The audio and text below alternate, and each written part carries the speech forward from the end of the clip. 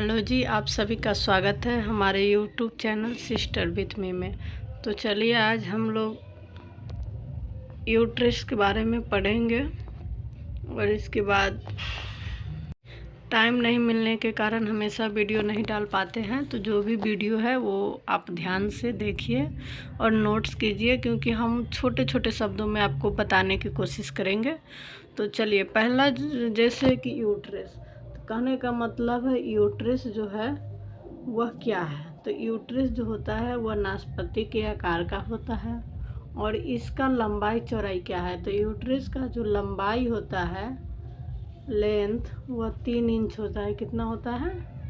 3 inch, हमेशा याद रखिए। तो यूट्रस का जो लंबाई होता है, लंबाई 3 इंच, चौड़ाई 2 इंच एवं मोटाई 1 इंच होता है। यानी कि याद करने का है कि यूट्रस की लंबाई 3 इंच, मोटाई 2 इंच और यूट्रस का लंबाई 3 इंच, चौड़ाई 2 इंच एवं मोटाई 1 इंच होता है। और इसका वजन क्या होता है, यानी यूट्रस अगर सामान्य अवस्था में हो, जब कोई महिला प्रेग्नेंट ना हो, तो यूट्रस का वजन जो होता है 50 से 60 ग्राम होता है। कितना होता है यूट्रस का वजन? 50 से 60 ग्राम सामान्य में। अगर इसी में पूछ दे कि अगर प्रेगनेंसी के समय यूट्रस का वजन कितना होता है, तो प्रेगनेंसी के लास्ट वीक के समय जब डिलीवरी होने वाला होता है, तो उस टाइम यूट्रस 50 से 60 ग्राम से बढ़कर 900 ग्राम से 1000 ग्राम तक यूट्रस का वज़न बढ़ जाता है। तो यानी प्रेगनेंसी के समय यूट्रस का वज़न 900 ग्राम से लेकर 1000 ग्राम तक होता है। ये काफ़ी इम्पोर्टेंट क्वेश्चन है, इसको याद रखिए। समझ गए होइएगा कि यूट्रस नाशपाती का आकार का होता है। इसकी लंबाई 3 इंच, चौड़ाई 2 इंच एवं मोटाई 1 इंच होता है। सामान्य अवस्था में यूट्रस 50 से 60 ग्राम का होता है और फुल प्रेगनेंसी यानी कि 9th मंथ जब चढ़ जाता है तो फुल प्रेगनेंसी कहते हैं, तो उसमें 900 ग्राम से लेकर 1000 ग्राम तक का हो जाता है। तो इसमें कोई दिक्कत नहीं है। अगर कोई समस्या है तो आप हमें कमेंट में भी बता सकते हैं। समय न मिलने के कारण बहुत दिन पर वीडियो बनाते हैं, तो आप लोग अच्छी तरीक़ा से वीडियो को देखिए।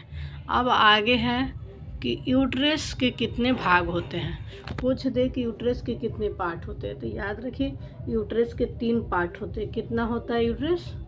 3 प्रकार के होता है उसका पार्ट, माने कि यूट्रस का जो भाग होता है वो 3 पार्ट में होता है। कितना पार्ट में होता है? 3 पार्ट। तो सबसे पहला नंबर क्या होता है? फंडस, बॉडी और सर्विक्स। तो यूट्रस के पार्ट कौन कौन सा होता है? तो यूट्रस का पार्ट होता है फंडस, याद रखिए एकदम, ये बहुत इम्पोर्टेंट सवाल है। 3 पार्ट होता है यूट्रस का। फंडस होता है, बॉडी होता है और सर्विक्स होता है। क्या होता है? फंडस, बॉडी और सर्विक्स। तो एकदम इम्पोर्टेंट है, याद रखिए फंडस, बॉडी और सर्विक्स। आगे है, ये एग्जाम में पूछ सकता है कि नेक ऑफ द यूट्रस, यानी कि नेक ऑफ द यूट्रस किसे कहते हैं। तो नेक ऑफ द यूट्रस जो होता है वह सर्विक्स को ही कहते हैं। सर्विक्स को क्या कहते हैं? Neck of the uterus. और जो सर्विक्स को नेक ऑफ द यूट्रस कहते हैं, इसकी आकृति क्या होती है? तो सर्विक्स का जो आकृति होती है, काफ़ी इम्पोर्टेंट क्वेश्चन है, बेलनाकार होती है। क्या होती है? बेलनाकार। तो समझ गए, यूट्रस जो होता है वह नाशपाती का आकार का होता है और सर्विक्स क्या होता है? बेलनाकार आकार का होता है। तो याद रखिए, हम आपको अपने नोट्स छोटे छोटे शब्दों में आपको हम ज़्यादा समझाना चाहते हैं। और एक और क्वेश्चन आया, ये काफ़ी इम्पोर्टेंट सवाल है, पूछते रहता है यूट्रस की बॉडी। यूट्रस का जो पार्ट होता है बॉडी, तो यूट्रस का जो पार्ट बॉडी होता है, तो बॉडी तथा सर्विक्स, यानी बॉडी आपको हम बताए हैं अभी, यूट्रस के 3 पार्ट होता है, फंडस, बॉडी और सर्विक्स। तो इसमें आप पूछ रहा है यूट्रस की बॉडी तथा सर्विक्स के बीच का भाग, यानी बॉडी और सर्विक्स। जैसे ही मान लो कि बॉडी है और यहाँ पे सर्विक्स है, तो इस बीच को क्या कहते हैं? तो इस बीच को हम कहते हैं इस्थमस। क्या कहते हैं? इस्थमस कहते हैं। क्या कहते हैं? इस्थमस कहते हैं। तो याद रखिए, बॉडी और सर्विक्स का जो बीच का पार्ट होता है वह इस्थमस कहलाता है। काफ़ी इम्पोर्टेंट सवाल है। अब अगला नंबर है, यूट्रस के 3 परत होता है, यानी कि यूट्रस के कितने लेयर होता है। तो यूट्रस के 3 लेयर होता है। तो पहला नंबर क्या है, पेरीमेटेरियम। तो पेरीमेटेरियम क्या होता है, तो यूट्रस के जो सबसे बाहरी परत होता है वह पेरीमेटेरियम कहलाता है, यानी कि यूट्रस के सबसे बाहरी परत को क्या कहते हैं, पेरीमेटेरियम। दूसरा नंबर है मायोमेटेरियम। मायोमेटेरियम क्या होता है, तो यूट्रस का मध्य आवरण, यानी जो बीच वाला भाग होता है मध्य आवरण, वह क्या कहलाता है, मायोमेटेरियम। और इसका जो ये जो निर्माण किससे होता है, तो स्मूथ मसल फाइबर्स के द्वारा निर्मित होता है, यानी स्मूथ मसल फाइबर्स के द्वारा इसका निर्माण होता है। किसका निर्माण होता है स्मूथ मसल फाइबर के द्वारा, ये एकदम याद रखने हैं। स्मूथ मसल फाइबर्स का से किसका निर्माण होता है, मायोमेटेरियम लेयर का निर्माण होता है। और मायोमेटेरियम किसका है, तो यूट्रस का परत होता है, याद रखिए। और इसमें मायोमेटेरियम में क्या इम्पोर्टेंट है, तो इसमें इम्पोर्टेंट है कि इसमें ब्लड विजल्स क्या होता है, ब्लड विजल्स और नर्वस, यानी कि जो हमारे नर्वस सिस्टम होता है वो और ब्लड विजल्स इसमें उपस्थित रहता है। किस में उपस्थित रहता है, तो मायोमेटेरियम में, याद रखिए। अब आगे नंबर है कि इंडोमेटेरियम क्या होता है, तो नामे से आपको याद होगा, इंडो यानी आंतरिक। तो यूट्रस के सबसे आंतरिक परत जो होता है उसे इंडोमेटेरियम कहते हैं। और इसमें भी क्या होता है, इसमें भी ब्लड वेजल्स जो होता है, रक्त वाहिकाएँ जिसको कहते हैं वह, तथा म्यूकस स्क्रेचिंग प्रचुर मात्रा में पाई जाती है। तो इंडोमेटेरियम में क्या होता है, ब्लड वेजल्स प्रचुर मात्रा में रहता है और म्यूकस स्क्रेचिंग भी रहता है। तो आप बहुत ही बढ़िया से याद कीजिए। अब इसके बाद अगर क्वेश्चन पूछ दें कि इंडोमेटेरियम का कितना परत है, तो इंडो मतलब आंतरिक होता है, तो इंडोमेटेरियम के भी 2 परत है। कौन कौन होता है, फंक्शनल लेयर और बेसिल लेयर। कौन कौन होता है इंडोमेटेरियम के लेयर, फंक्शनल लेयर और बेसिल लेयर। इसमें अगर आप मिडवाइफरी पढ़े हुइएगा तो उसमें इंडोमेटेरियम के जो फंक्शनल लेयर और बेसिल लेयर है वो मेंस्ट्रुएशन पीरियड माने मासिक धर्म से रिलेटेड ये फंक्शनल लेयर और बेसिल लेयर काम करता है। तो ये आपको मिडवाइफरी पढ़िएगा तो उसमें गहरे तरह से बताया गया है। अब आगे हम लोग देखेंगे फैलोपियन ट्यूब क्या होता है। तो फैलोपियन ट्यूब क्या होता है, इसे यूट्राइन ट्यूब भी कहते हैं, याद रखिए। फैलोपियन ट्यूब को क्या कहते हैं, यूट्राइन ट्यूब भी कहते हैं। और फैलोपियन ट्यूब की संख्या कितना होती है, 2 होती है। इनकी लंबाई जो होता है 4 इंच या 10 सेंटीमीटर, माने कि फैलोपियन ट्यूब का लंबाई 4 इंच में, बात की इंच में अगर क्वेश्चन है तो 4 इंच, अगर सेंटीमीटर में करेंगे तो 10 सेंटीमीटर होता है। तो इसके बाद इसका 2 ओपनिंग होता है, यूट्राइन ओपनिंग और प्लेविक ओपनिंग, याद रखिए। यूट्राइन ओपनिंग और पेल्विक ओपनिंग, कौन कौन ओपनिंग होता है, यूट्राइन ओपनिंग और पेल्विक ओपनिंग होता है। आगे हम इससे रिलेटिव पढ़ेंगे फैलोपियन ट्यूब के जो भाग। तो अभी हम फैलोपियन ट्यूब पढ़े हैं, तो फैलोपियन ट्यूब का जो होता है 4 भाग होता है। पहला होता है इंटरस्टेशियल पार्ट, दूसरा होता है इस्थमस, तीसरा होता है एम्पुला वाला भाग और चौथा होता है इनफुंडिबुलम। तो ये क्या होता है, इससे अंतिम भाग, माने कि जो ये इनफुंडिबुलम होता है वह अंतिम भाग होता है जिसे फिंगर लाइक प्रोजेक्शन निकलता है, और फिंगर लाइक प्रोजेक्शन निकलते रहता है जिसे हम फिम्बरी भी कहते हैं, याद रखिए।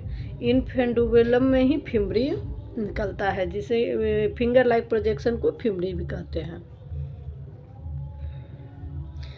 अगला नंबर सवाल है कि फैलोपियन ट्यूब के परत क्या है। तो फैलोपियन ट्यूब के भी 3 परत है, सीरस मेंबर, मस्कुलर मेंबर और म्यूकस मेम्ब्रेन, याद रखिए। सीरस मेंबर, मस्कुलर मेम्ब्रेन और म्यूकस मेम्ब्रेन। तो मस्कुलर माने पेशीय परत, याद रखिएगा इस सबको। अगला नंबर ऑब्जेक्टिव सवाल में हम बता रहे विटामिन जो होता है लोहे का अवशोषण करता है। तो विटामिन जो लोहे का अवशोषण करता है, कौन सी विटामिन लोहा का अवशोषण करता है, तो विटामिन सी, याद रखिएगा। विटामिन सी जो होता है लोहे का अवशोषण करता है। अगला नंबर सवाल है, अगला नंबर मूत्र में प्रायः यानी पेशाब में प्रायः क्या उत्सर्जित होता है, तो विटामिन सी का उत्सर्जित होता है। अगला नंबर सवाल है, प्रोटीन के पाचन में सहायक एंजाइम जो होता है वह क्या है? तो ट्रिप्सिन। क्या है? याद रखिएगा, ट्रिप्सिन जो होता है प्रोटीन के पचाने में सहायक एंजाइम के रूप में काम करता है। अगला VVI क्वेश्चन है कि हैजा जो होता है वह किसके कारण होता है? तो हैजा का जो होता है विब्रियो कोलेरी के कारण हैजा होता है। किसके कारण होता है? विब्रियो कोलेरी के कारण हैजा होता है। अगला नंबर सवाल है कि एलोपेशिया किसे कहते हैं? क्या कहते हैं? एलोपेशिया। तो अगर क्वेश्चन पूछ दे बालों का झड़ना को मेडिकल टर्म में क्या कहते हैं? तो एलोपेशिया या एलोपेशिया क्या है? तो बालों का झड़ना एलोपेशिया कहलाता है। अगला नंबर इसी से संबंधित सवाल है,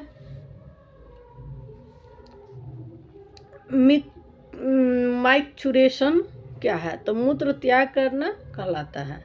तो मूत्र पेशाब का जो होता है निर्माण, मूत्र का निर्माण कहाँ होता है? किडनी में होता है। अब अगर पूछे थे मूत्र में क्या क्या रहता है, तो जैसे पेशाब में, मूत्र में जल 96% होता है, यूरिया 2% होता है, यूरिक अम्ल जो होता है 0.2%, अमोनिया 0.25% और क्रिएटिनिन होता है 0.5%। तो ये सब याद रखिए, उतना न है लेकिन ये जो होता है बहुत ही अच्छे क्वेश्चन है। अगला हम जो सबसे इम्पोर्टेंट सवाल बता रहे हैं, इससे रिलेटिव जरूर क्वेश्चन आता है एग्जाम में। जैसे होता है मधुमक्खी का पालन क्या कहलाता है? एपीकल्चर। या पूछ दे एपीकल्चर क्या है? एपीकल्चर तो मधुमक्खी का पालन। दूसरा नंबर एक्वाल कल्चर क्या होता है? तो जलीय जंतुओं का पालन एक्वाल कल्चर होता है। अगला क्वेश्चन है प्राण कल्चर जो क्वेश्चन पूछा हुआ है, झींगा मछली का पालन से संबंधित है प्राण कल्चर। सेरीकल्चर क्या है? ये तो आप याद ही रखिए, रेशम के कीड़े का पालन करना सेरीकल्चर कहलाता है। तो रेशम के कीड़ों का पालन कर रेशम प्राप्त करना सेरीकल्चर में आता है। पीसी कल्चर क्या होता है? तो पीसी कल्चर होता है मछली पालन कला का अध्ययन होता है।